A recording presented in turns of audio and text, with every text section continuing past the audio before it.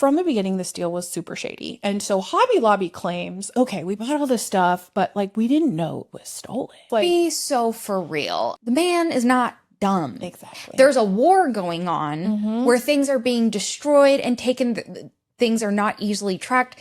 Do not tell me that you had no idea. Let's take a sip of tea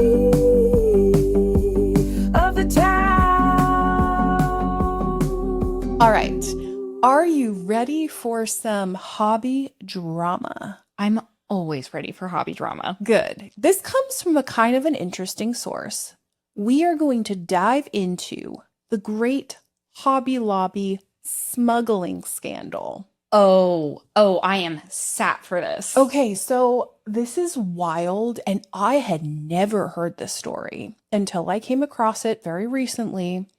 I had no idea, but I'm going to give you the headline before I jump into the narrative here. All right. So, Hobby Lobby in 2017 agreed to a $3 million settlement and forfeited over 5,500 ancient Iraqi artifacts that were smuggled into the US. What? Yes.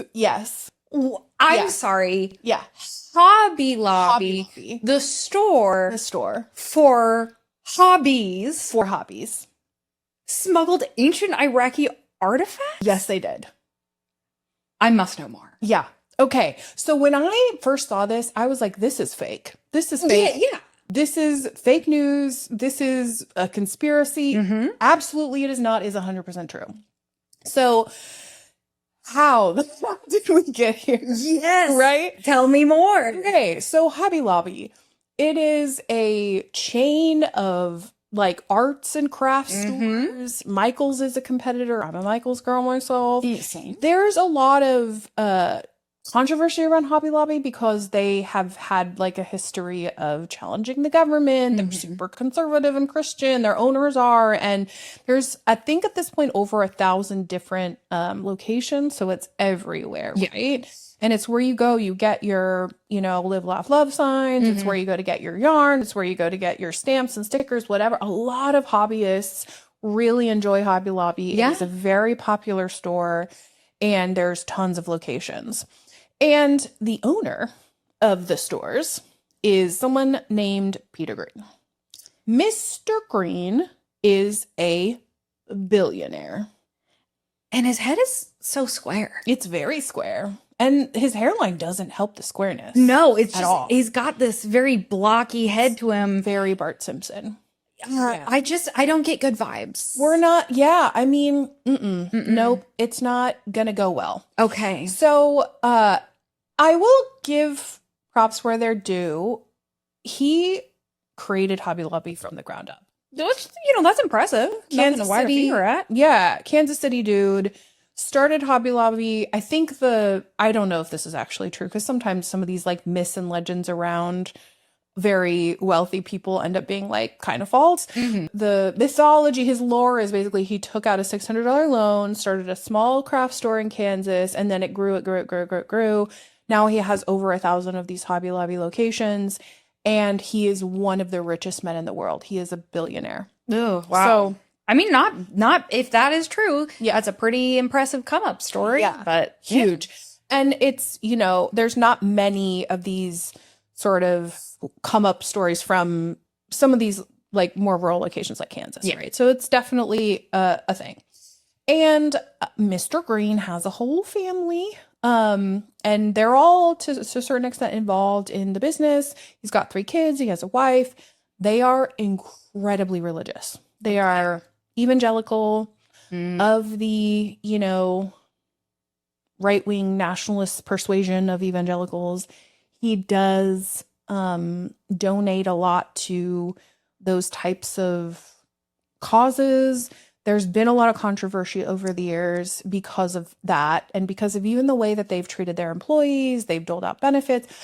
There's been a lot of controversy around Hobby Lobby generally. That's not exactly what this is about, but I think if kind of fits the narrative. Yeah, I was going to say, I do remember hearing a lot of stories about Hobby Lobby, about the issues with, I think they were even pushing back against having to provide like healthcare that allowed Yes. for contraception and stuff Exactly. like that. So Yeah. I've definitely heard of the controversies surrounding Hobby Lobby.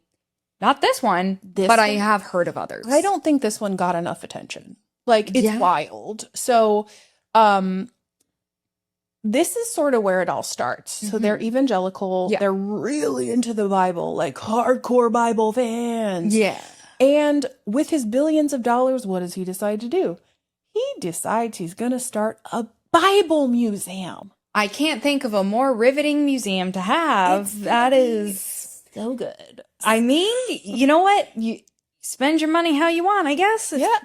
I personally would start a zoo Yeah. where I could have just a ton of pets. A dog rescue. dog I'd buy a private island and just rescue every single dog I could find. Yep. And hire tons of really nice people to run my dog island with me. Yes. That's what I would. Anyway, this is not about me. But yes, no, I am aligned with you on Yeah. our plan, but this is how he wants to spend his money. So I guess This is the choice of the billionaire. All right. So we're starting a Bible museum.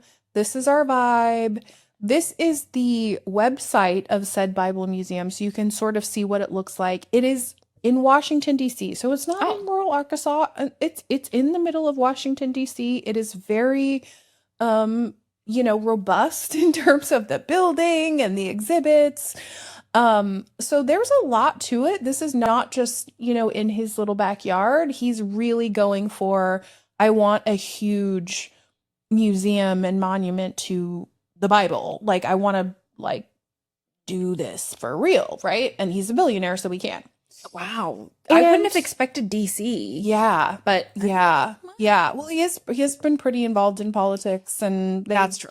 took a court all the way to the Supreme Court and like all kinds of stuff. Yeah. So, and what is interesting about this museum is it is not just like a bunch of dioramas about, Adam and Eve. Mm-hmm. Absolutely not. Of course not. They go full in, and they basically want to start collecting antiquities and putting it in the museum.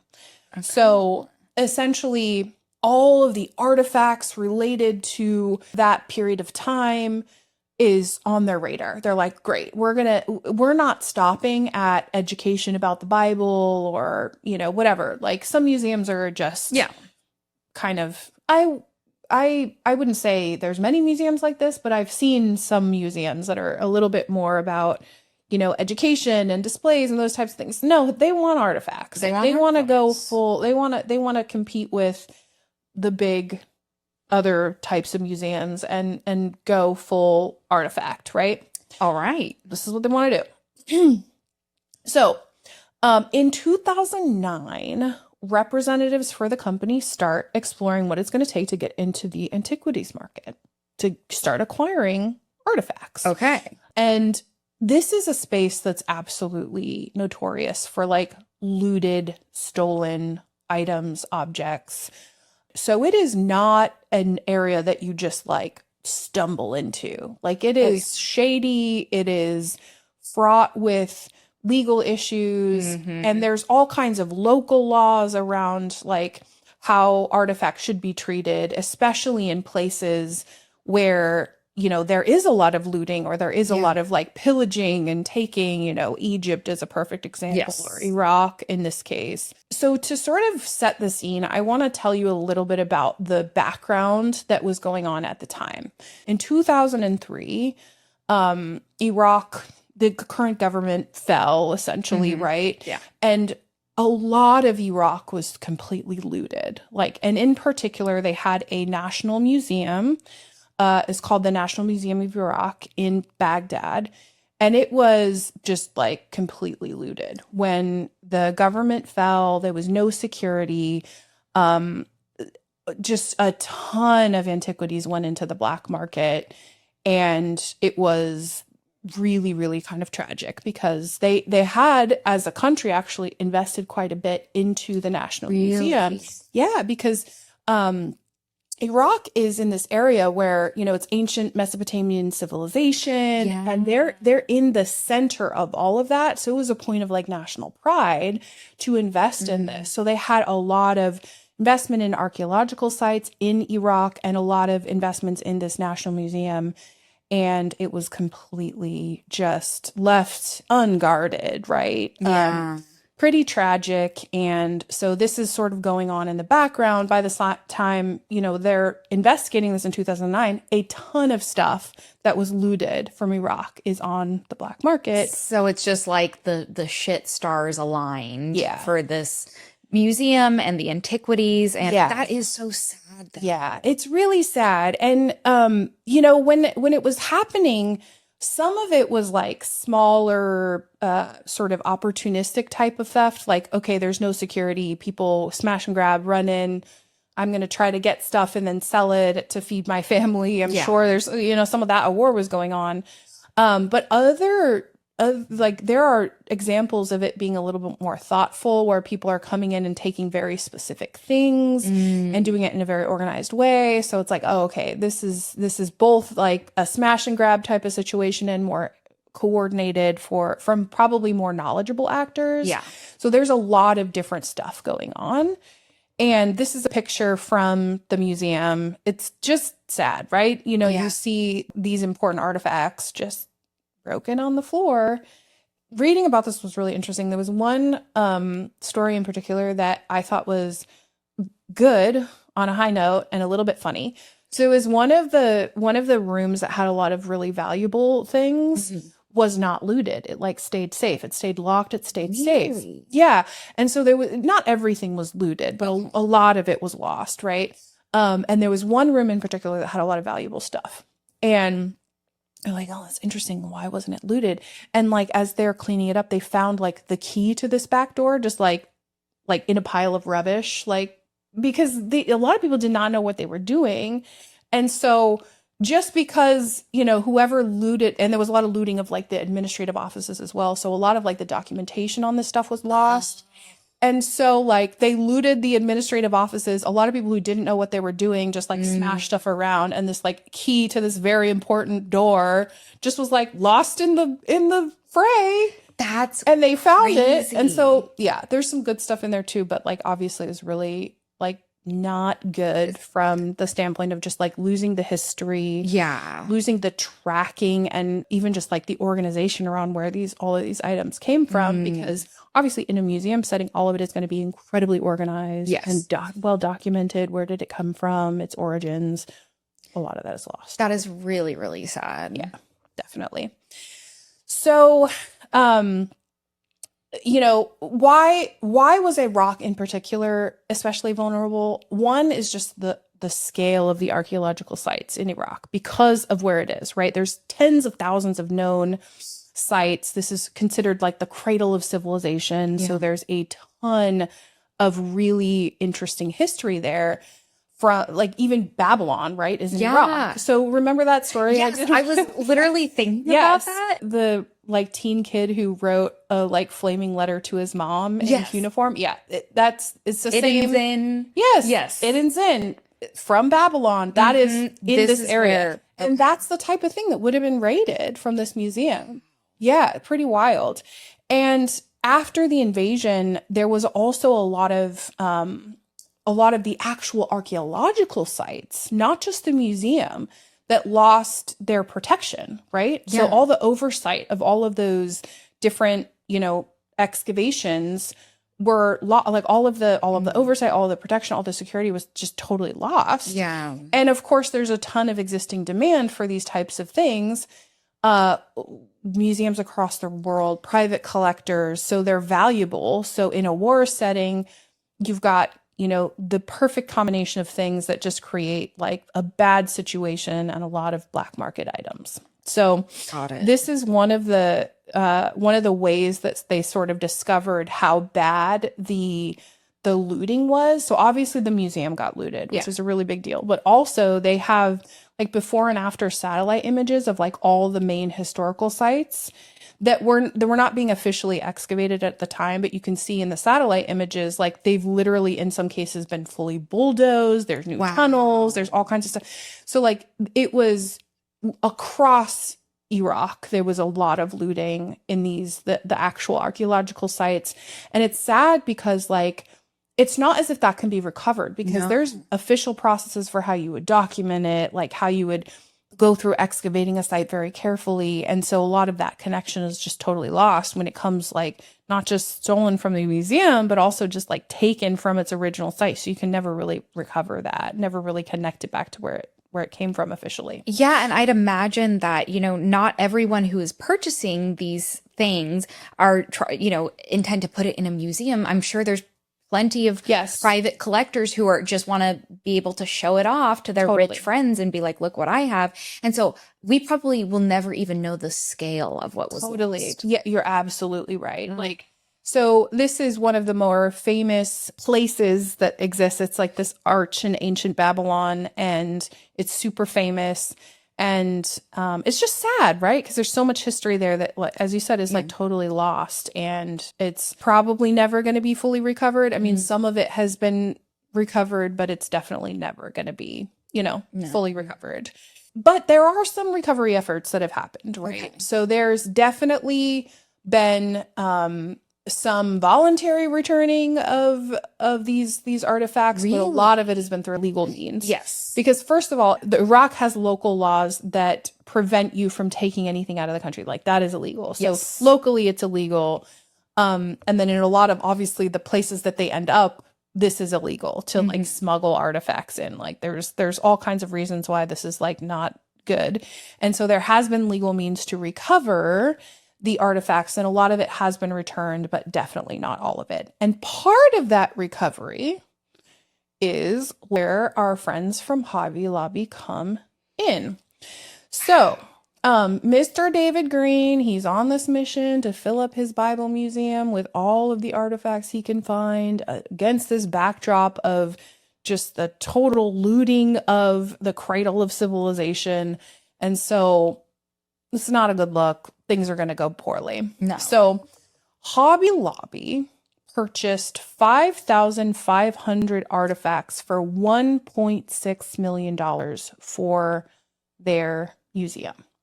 So this is one transaction in December of 2010. And it's obviously a lot of money, Yeah.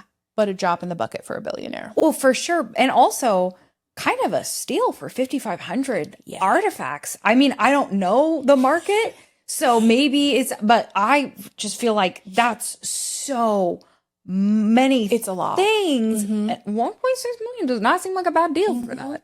And I will note, this is the transaction in the sort of the fine of $3 million that they got. This is the transaction in question. Okay.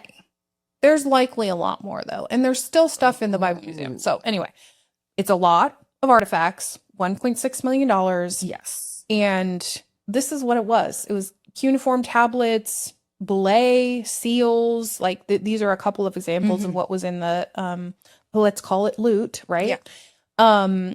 This is a couple of other images of like original texts and important artifacts. Yeah. Like this is no joke. In fact, one of the items that they did eventually end up returning, it wasn't part of this 5,500, but it was something that they acquired in a separate transaction and did end up also returning separately to Iraq, was the Gilgamesh Dream Tablet. So it's a cuneiform tablet fragment from the Epic of Gilgamesh.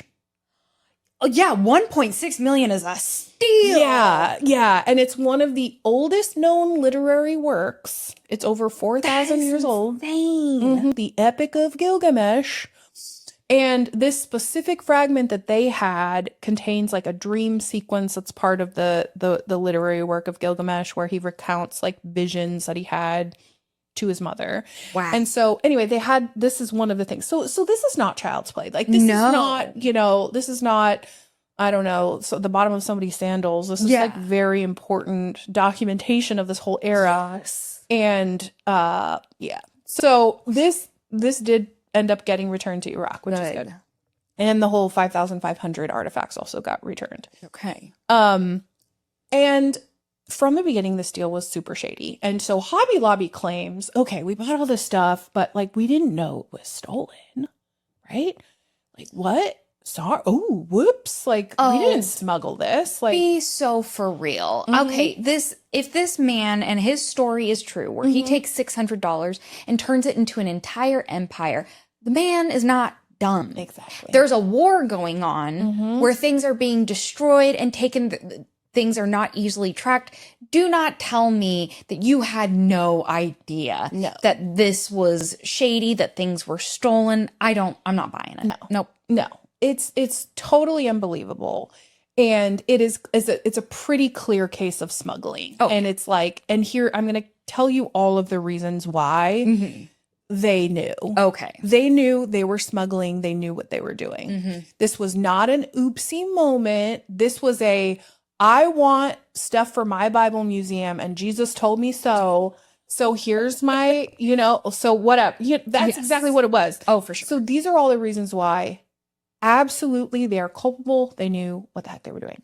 First of all, they had consultants that warned them. So when they started exploring this in 2009, of course they hired consultants for the museum. Of course they hired experts. And the experts very clearly documented that this is the current situation. It is incredibly risky to purchase anything, no matter what the source is. Don't do it. Like, right? So like they were warned and they have consultants and experts that told them from the beginning, like, don't do this. This is black market stuff, guys. Like, calm down. Don't do it. Like, your Bible museum doesn't need the Epic of Gilgamesh. No. So it's not as if they can really say, oh, we didn't know. Because from the beginning, before they even purchased anything, they had experts telling them that this is what was going to happen. Well, and I love that these experts made sure to document their warnings, because I can just imagine that they are telling them, like, do not do this. This is a bad idea. This is some black market shit. And they were probably dismissed. And so these experts were like, I'm going to send this in an email. It's going to be an email, and I'm make sure that there's a record of this, because I'm not going to be the one on the hook for this. Exactly.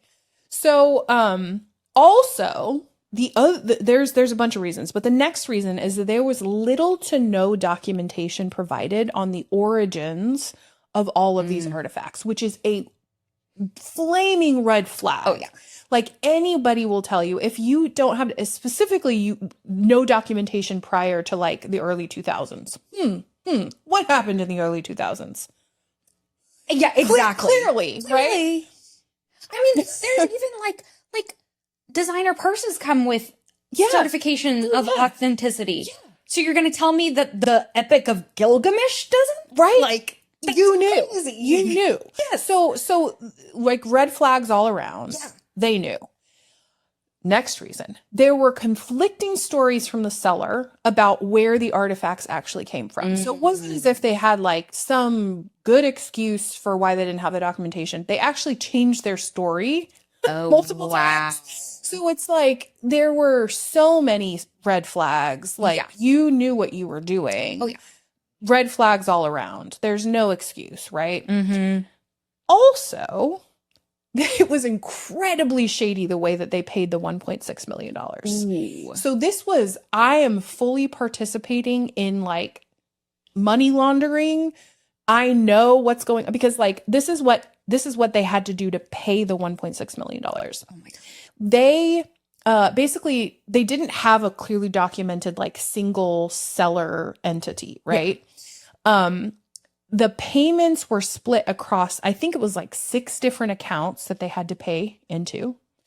And they had to pay individual people, not institutions, not like a company, not right? And this is an incredibly common pattern in money laundering, and obviously antiquities trafficking, right? Yeah. Because you need to make sure that the payments are split up Yeah. and it's not easy to trace. Exactly. And if you have like a bunch of different smaller payments to random people, Random it's going to be harder to follow that thread Exactly. versus a single payment to a single source. Right. So they're executing these payments. You know what's going on. It's not as if like I'm talking to a seller and okay, I'm going to wire the money to your bank account. No, no, no. Let me give you detailed instructions for how to wire money to multiple individual people across these different regions. You know, like clearly, you're participating in money laundering. Yes. And there's no excuse, like that's sus. And if you're going to be like, I'm going to go wire this $1.6 million in this way, and you don't question it, you know what you're doing. Yes. So You might as well have just like separated the 1.6 million into like 10 different duffel bags of cash and just been like, here you go, here you go, here you go, and you know, taped it to your chest and gone on an airplane. exactly. You know, like It's just as shady. totally less fun, Less fine. but just as shady. Mm-hmm. And then the next reason is the shipments. So the shipments were also shady because they were shipped in 15 different individual shipments, and they gave like multiple locations to ship the stuff to. So they're participating in this, right? They're like, yeah, here's a bunch of different Hobby Lobby locations. Like some were storage locations, some were like the corporate offices of Hobby Lobby. And the shipper like did something called, I think it's called triangle shipping, where they essentially they're shipped via another country, because so instead of shipping directly to, let's say, from Iraq directly to Kansas, right? They'll ship it from Iraq to someone in Turkey, and then that person in Turkey will ship it to Kansas because of the customs regulations, right? Yes. From Turkey to the US, they think they can get it passed. And it's sort of like you're losing the thread on who actually sent it. So it's also harder to track.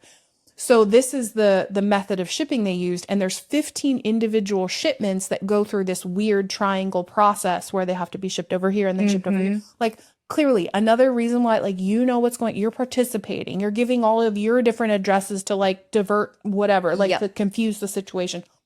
And this is a common thing. I actually learned somewhat recently that Russia actually does something similar with shipping their oil, because obviously there's sanctions on Russia and a lot of countries are saying they don't want to buy any oil from Russia. So they do a similar thing where they ship to a different country that then, so this is a known tactic. It is.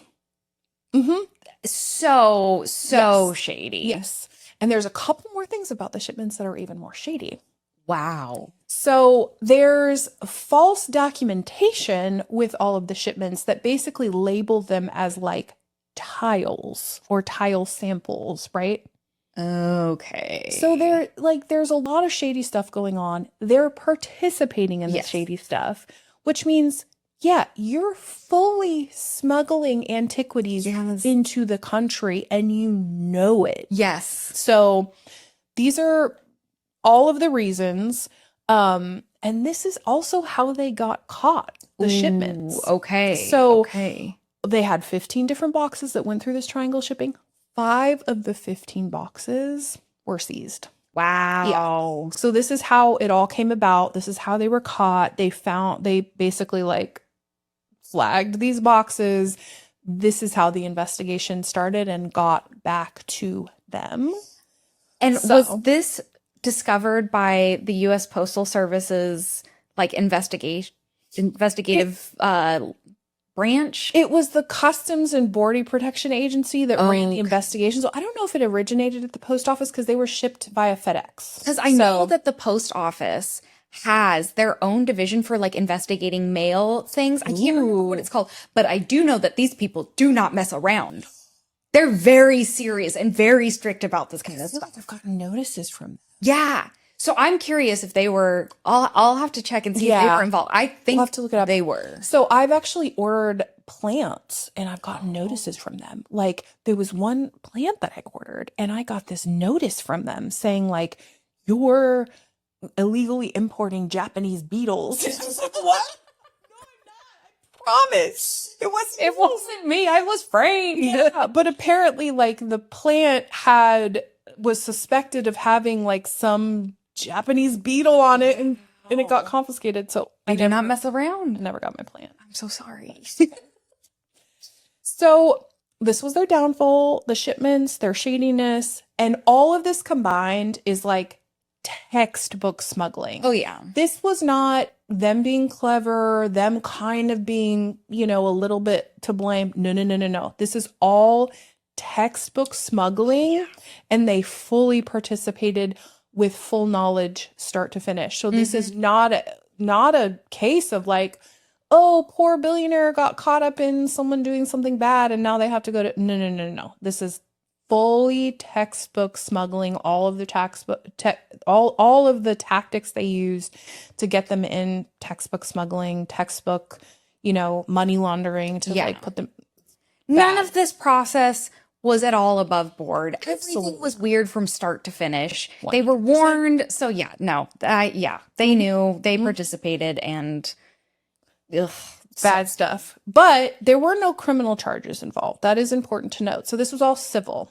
Okay. So there are like two different types of laws that they were implicated in, but none of it is criminal, right? So there's the local Iraqi law that like you cannot remove antiquities from the location, which obviously was broken at the point that they were removed. And then also they ran afoul of the U.S. customs laws. They had false statements in their import documents. That was obviously not a good look for them. No. They also they've run afoul of the illegal importation smuggling framework that has a bunch of regulations. So they obviously totally violated that. Yeah. And so the government seized the property under civil forfeiture because of these violations. They had custom violations. They smuggled these things in. So all of that was returned, luckily, right? Good. So they did return all of that property back to Iraq. All 5,500 ancient Iraqi artifacts were restored, which is great. And they did pay their $3 million settlement. Good. So, for a billionaire, that's kind of nothing. I know. But at least it's something, right? They did get caught and they didn't get away with it. But here's the thing. There's a lot of sort of speculation around this that like this probably was not the only acquisition they made. So this is the one they got caught for. But there's probably others. And there's a lot in that museum. So still. So the Epic of Gilgamesh is one of those that wasn't in this shipment, but they did end up returning because obviously it's recognized and they're like, wait a minute, this is not yours. Like what? No. This is supposed to be in Iraq. And they were like, oh, sorry, here you are. So there's a lot more that is suspected around like, okay, well, what else did they buy? And is it going to pop up in the museum? And even the things that are in the museum, like shouldn't you have those things? So, I think some people perceive that $3 million that they paid as just like, it was an import fee, right? Because the thing was $1.6 million. You pay the $3 million import fee and you probably got a bunch of other stuff. So even after they did get caught, they returned the artifacts. Like at the end of the day, this is not resolved in my opinion. It's sort of like there's probably still some other shady stuff that they did that they haven't paid for. And I don't love it. I don't love it either. Yeah. It seems shady. I have a feeling that they probably got more than they are saying. And it sounds like there's still even things in the museum. And I just think all of it is questionable and shady. And I think there's even been just like a conversation bigger than this about museums having artifacts that belong to other countries. So even artifacts that were, acquired through the proper legal routes, it's still like, well, where does it belong? Where does it belong? And I think that this, lends itself to that conversation of even if there are pieces that they have that maybe were acquired properly, should they have them? Probably not. Right. Where does it belong? I mean, how many like Egyptian temples and sarcophagi are in, the Met in New York, and where should they be? There's a difference between, this type of situation like smuggling and that it's more of like a moral, ethical, philosophical question around like what is right here, like Yes. where does this history belong to? And it's definitely a big, a bigger theme and a part of the narrative. And I think it's just like it goes back to the original intent of these people. Like they're just like, I feel whatever sense of ownership and entitlement to these artifacts, and I want them for my own purposes that are actually very selfish and like narcissistic. Like Yes. let me build a, not that the Bible doesn't get enough play, like let Right. me build a museum for it and like steal a bunch of stuff from Iraq. So it's not a good look for them. Not a good look. Well, this was absolutely fascinating. Yeah. I mean, I definitely feel like this should have gotten more attention than it did. Yeah. Really feels like this was buried, and I'm so glad that you unearthed it. Yeah. This artifact of a story. Mm-hmm. So thank you for sharing. We should cheers to Iden Zin. Cheers to Iden Zin. We know about him from the last story, but he's a Babylonian, and so it just feels right, like to Iden Zin. To Iden Zin. Let's take a sip of tea.